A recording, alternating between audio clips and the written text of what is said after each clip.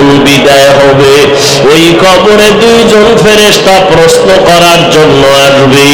আমাকেও তিনটা প্রশ্ন করবে, আপনাকেও তিনটা প্রশ্ন করবে।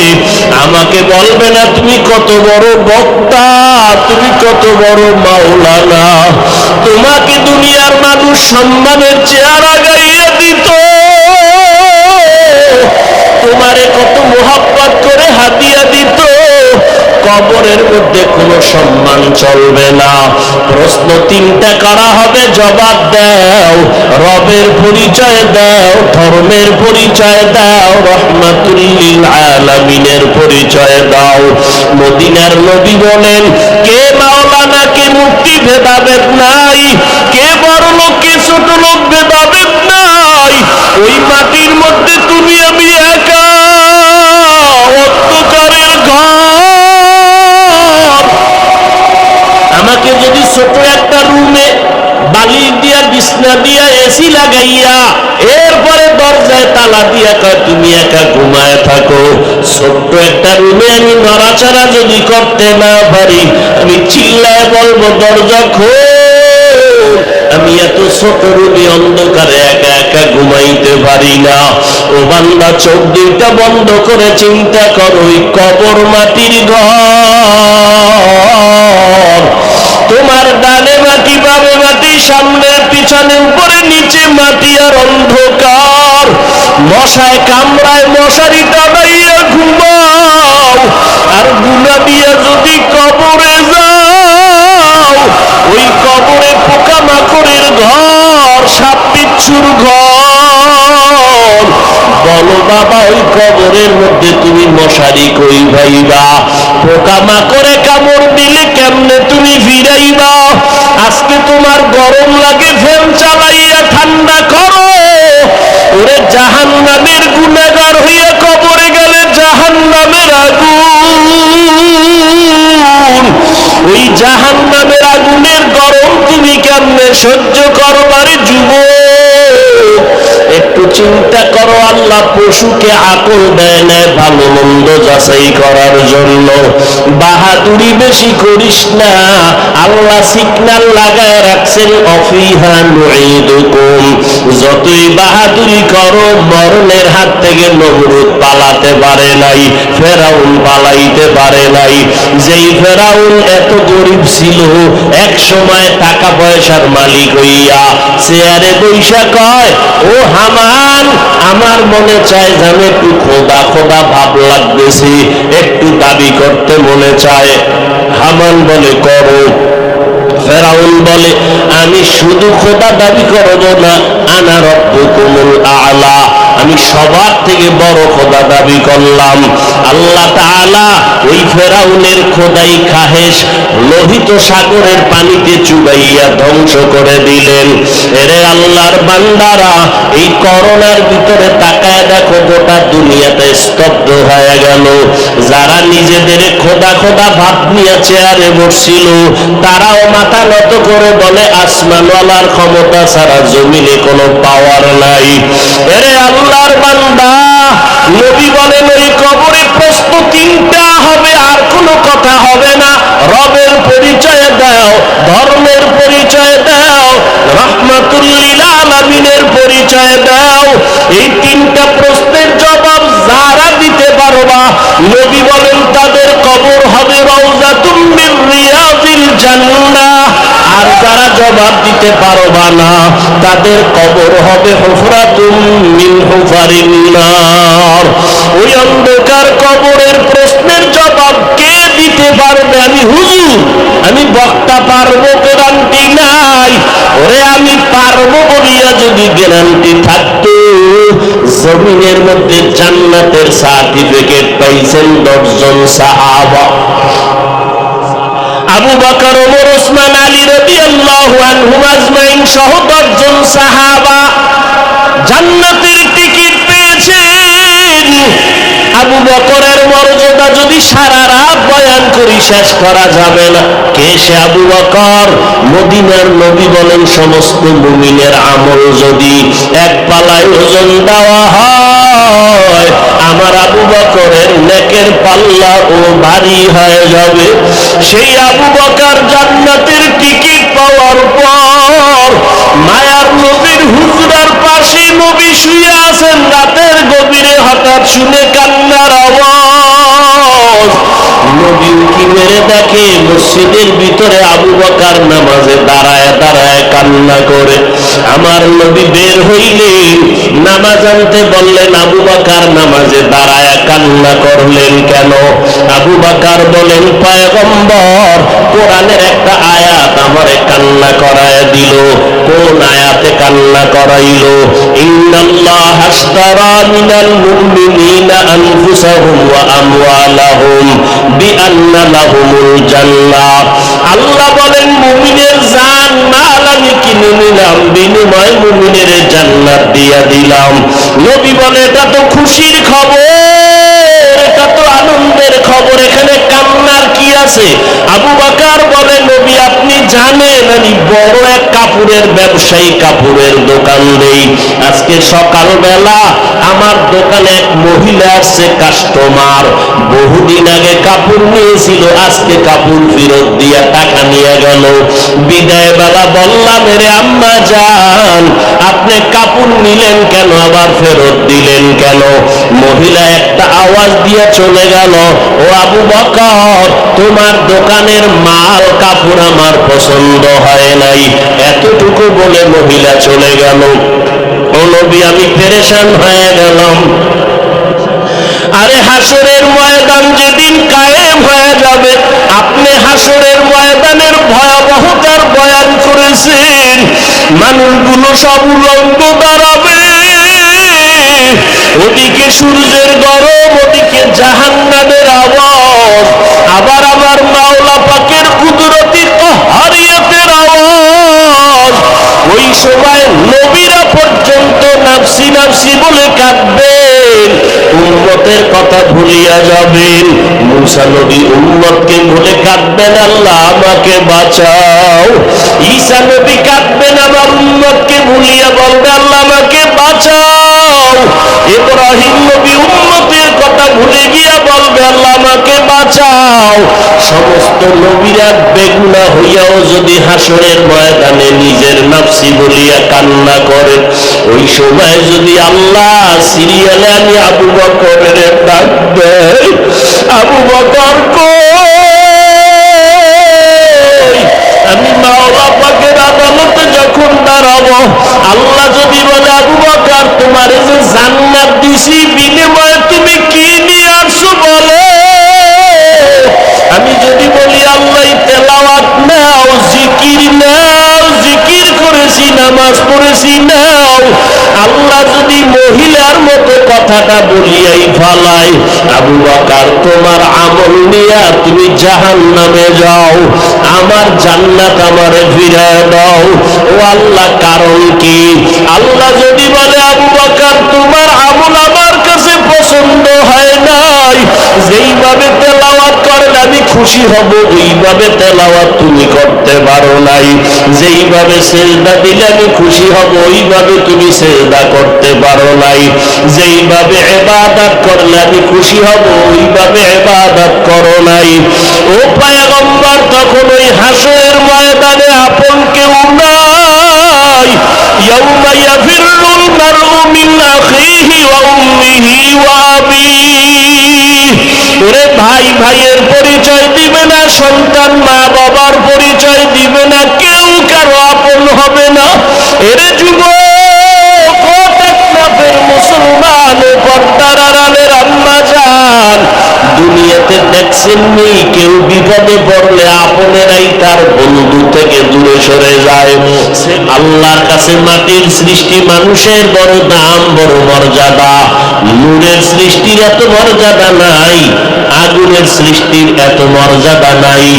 এজন্য আল্লাহ বলেন, এই নূরের সৃষ্টি ফেরেশতারা, মাটির সৃষ্টি আদমের সিজদা করো, উসজুদু লি আদম। আগুনের সৃষ্টি সিজদা কর, সম্মান কর, কারণ আমার আদালতে আগুনের সৃষ্টি শ্রেষ্ঠ না, আমার আদালতে নূরের সৃষ্টি শ্রেষ্ঠ না। আমি আল্লাহর আদালতে স্থায়ী সিদ্ধান্ত, মাটির সৃষ্টি মানুষ শ্রেষ্ঠ। এই সিদ্ধান্ত কার? জোরে বলেন। স্থায়ী না অস্থায়ী? জানা থাকলে বলেন আল্লাহর এই সিদ্ধান্ত মানে নাই কে? কে মানে নাই? ইবলিস মানে নাই। আল্লাহ বললেন মানলি না কেন? কয় গায়ের জোরে মানি নাই। ব্যাপারটা এমন না, যুক্তির ব্যানারে মানি নাই, গায়ের জোরে না। খালাকতানি মিন নার ওয়া খালাকতাহু মিন তিন। আমারে বানাইছেন আগুন দ্বারা, আদম বানাইছেন মাটি দ্বারা। মাটি উপরে মারলে নিচে যায়, মাটির গতি নিচে, আগুনের গতি উপরে। আমি কেন সিজদা করব? আদম আমাকে সিজদা করা এটাই যুক্তি, যুক্তিতে মিলে না, এই জন্য আমি আদমকে সিজদা করতে পারি না। মাটির সৃষ্টিকে শ্রেষ্ঠ মানে না ইবলিস, গায়ের জোরে না যুক্তির ব্যানারে। এই জমিনের মধ্যে কিছু আশিকে রাসূল আছে, মাটির সৃষ্টিকে শ্রেষ্ঠ মানতে চায় না, যুক্তি দিয়ে দিয়ে দিয়ে দিয়ে নূরের সৃষ্টিকে শ্রেষ্ঠ বানাতে চায়। আছে না নাই? আল্লাহর স্থায়ী সিদ্ধান্ত, আল্লাহর স্থায়ী সিদ্ধান্তর সামনে চালাকি চলবে না। নূরের সৃষ্টির থেকে মাটির সৃষ্টির দাম আল্লাহর আদালতে বেশি। আল্লাহ কোরআনের মধ্যে বলেন, ওয়ালাকাদ কাররামনা বানি আদম ওয়া হামালনাহুম ফিল বাররি ওয়াল বাহরি ওয়া রাযাকনাহুম মিনাত তাইয়্যিবাত ওয়া ফাদ্দালনাহুম আলা কাসীরিন মিম্মান খালাকনা তাফদীলা। আল্লাহ বলেন বনি আদমকে আমি সর্বোচ্চ মাকাম দিয়েছি, শ্রেষ্ঠত্ব। মিনহা খালাকনাকুম, আল্লাহ তাআলা এই শব্দ দিয়ে বলে মানুষ তোদের আমি মাটির থেকে বানাইছি, এখান থেকে সবক নাও। কি সবক? মাটি থাকে পায়ের নিচে। ও জগতের মানুষ, মাটি উপরে মারলে নিচে চলে যায়, তোমাদের মাটির থেকে বানাইয়া সবক দিতেছি। সম্মান আমি তোমাদের নিচে রাখি নাই, আমি আল্লাহ মাটির থেকে বানাইছি ঠিক, তবে মর্যাদা দিলাম সমস্ত মাখলুকতের উপরে। তোমাদের মতো শ্রেষ্ঠত্বের মর্যাদার কাউকে বসাই নাই। ওয়াত্তিনি ওয়াজ্জাইতুন ওয়া তুরি সিনিন ওয়া হাযাল বালাদিল আমিন। আমি চারটা জিনিসের কসম খেয়ে বললাম, তোমরা শুধুই শ্রেষ্ঠ না, তোমাদের মতো সুন্দর আর কাউকে বানাই নাই। লাকাদ খালাকনাল ইনসানা ফি আহসানি তাকওয়িম। আল্লাহ এত সুন্দর করে মানুষ বানাইছে, আসমান এত সুন্দর, এর থেকে মানুষ আরো বেশি সুন্দর। জমিন এত সুন্দর, এর থেকে মানুষ আরো বেশি সুন্দর। মানুষের মতো সুন্দর আল্লাহ কোন প্রাণী বানান নাই। জগতের মানুষ মাটির থেকে বানাইছি ঠিক, তবে মর্যাদা মাটির মতো নিচে রাখি নাই, সবার উপর মর্যাদা বাড়ায় দিলাম। তবে সাবধান, এই মর্যাদা পাইয়া বাহাদুরি করবা না। যদি অহংকারী বাহাদুরি করো, চূড়ান্ত বেইজ্জতির সীমানায় চলে যাবে। বাহাদুরি করবি না রে গোলাম। মিনহা খালাকনাকুম থেকে দ্বিতীয় সবক হলো, প্রথম সবক মাটির থেকে বানাইয়া নিচে সম্মান রাখি নাই, সবার উপরে দিলাম। দ্বিতীয় সবক হলো সর্বোচ্চ সম্মানের জাতি হইয়া বান্দা তুমি অহংকারী করবা না। অহংকারী যদি করো তাহলে ধুলায় মিশে যাবে, জাহান্নামী হয়ে যাবে, জীবনের সব সম্মানগুলো নষ্ট হয়ে যাবে। ভাব দেখাইয়া নমরুদ টিকতে পারে নাই, ফেরাউন টিকতে পারে নাই, সাদ্দাদও টিকতে পারে নাই, কারুন টিকতে পারে নাই। তুমিও কোনোদিন সম্মানের জায়গায় থাকতে পারবা না। অহংকারী ভাব বন্ধ করে মাটির দিয়ে তাকায় দেখ, মাটির মধ্যে একটা গুণ আছে, নরম ভাব। মাটির উপরে এত জুলুম করা হয়, মাটি কারো সাথে বেয়াদবি করে না। এক জমিনের 13 বার জাল দলিল দিয়ে বিক্রি করে, এরকম দালাল আছে না নাই? মাটির সাথে এত বেয়াদবি করো, মাটি কাউকে ধরে না, ধরলে তো জায়গায় শেষ হয়ে যায়। ওই কয়েক মাস আগে, বছরের উপরে হবে না, ওই শরীয়তপুর জেলা এর একটা থানা আছে, নড়িয়া থানা, পুরা গ্রাম শুদ্ধা পানির মধ্যে চলে গেল, ধসে গেল। এরকম আল্লাহ পাক মাঝে মাঝে ভূমিকম্প দেয়। আল্লাহ তাআলা যদি কক্সবাজারের সাগরের অনুমতি দেয়, হুকুম দেয় যে টেকনাফ থানাটারে পানির তলে নিয়ে যাও, 1 সেকেন্ডের বেশি লাগবে না। আল্লাহ কয় বান্দা তাকায় দেখ, মাটির মধ্যে দাঁড়াইয়া কত অন্যায় করলি, নাচ মেয়েদের নিয়ে উলঙ্গ নাচ গান করলি মাটির উপরে, মাটি কিছুই বলে না। এই মাটির উপরে দাঁড়াইয়া মদের বোতল নিয়ে মাতলামি করেছ, মাটি করে যদি চাইতো মাটির তলে নিয়ে যাইতে পারতো, মাটি নেয় না। এত অন্যায় করার পর মাটি তোমার সাথে কোনো খারাপ আচরণ করে না। মিনহা খলাকনাকুম, এখান থেকে সবক নাও। মাটি যেমন নরম, তুমি মাটির সৃষ্টি মানুষ, তুমিও নরম হইয়া চলো। মান তাওয়াযা লিল্লাহ রাফাআহুল্লাহ। মাটি যদি নরম না হইতো তাহলে এত ফলের গাছ এই জমিনে হইতো না। জমিনের মধ্যে যেই জায়গাটা নরম, ওই জায়গায় ফসল ভালো হয়, ঠিক নেই? জমিনে সর সম্বল বর্ণয়ারত, বরু তখমে আমল জয় মেগরদা। জমিন যেইটা নরম ওখানে ফসল বেশি হয়, ফসল বড় ভালো হয়। যেই মানুষ নরম হইয়া চলবি, ওই মানুষের মর্যাদা আমি সবার উপর উঠায় দিব।